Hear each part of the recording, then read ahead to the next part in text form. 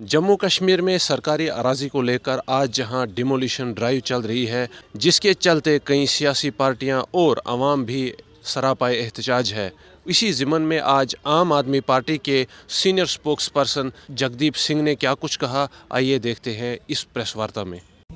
आज का ये संवाददाता सम्मेलन सीधे तौर पर जुड़ा हुआ था प्रदेश सरकार के उस सो कॉल्ड अतिक्रमण विरोधी अभियान पर।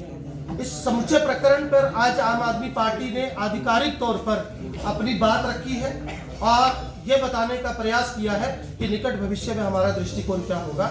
4 अहम तरीन पहलुओं पर हमने बात की है, जिसमें सबसे पहले मैं ये बताना चाहूंगा कि जिस तरीके से प्रदेश सरकार यानी सिन्हा सरकार ने गिने चुने नेताओं पर कार्रवाई की है, उनके कब्जे में जो सरकारी जमीन अवैध तौर पर थी उसको छुड़वाया है। हम इसकी तारीफ तो करते हैं, लेकिन इस सवाल के साथ कि केवल चंद एक नेता ही क्यों और भारतीय जनता पार्टी के नेता क्यों नहीं। और जब मैंने अपनी बात इस सम्मेलन में रखी तो मैंने कुछ एक उदाहरण भी उसमें दिए थे। तो मैं ये कहना चाहता हूं कि आम आदमी पार्टी बड़े स्पष्ट शब्दों में ये मांग करती है कि किसी भी सियासी तंजीम का कोई भी नेता जो अवैध अतिक्रमण करके सरकारी जमीन पर बैठा है, उससे न केवल जमीन खाली करवाई जाए, बल्कि यह एक बड़ा गंभीर अपराध है।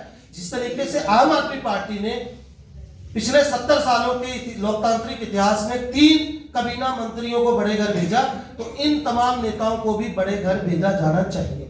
दूसरी अंतरिम बात हमने इसमें यह रखी है कि वो लोग, उदाहरण के तौर पर एक फौजी जवान जो अपनी सारी जिंदगी की गाड़ी मेहनत की कमाई अपने घर अपने आशियाने को बनाने में लगाता है, आज सुनने में यह आ रहा है कि जिस कॉलोनी में उसने घर बनाया वो पूरी की पूरी कॉलोनी अवैध थी।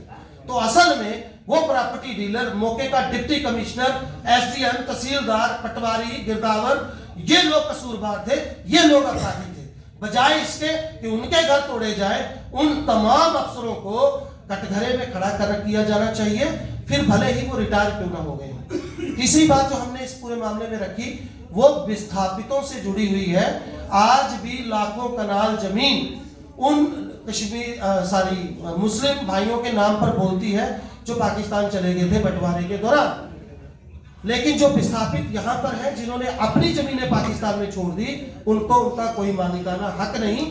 और ऊपर से कोड में कहा ये कि कस्टोडियल महकमे को उनके सर पर बिठा दिया गया है।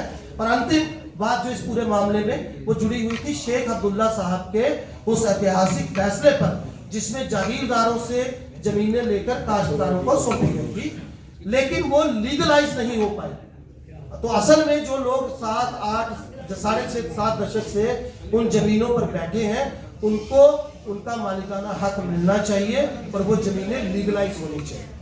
ये तमाम पहलू थे आज की इस समारोह में।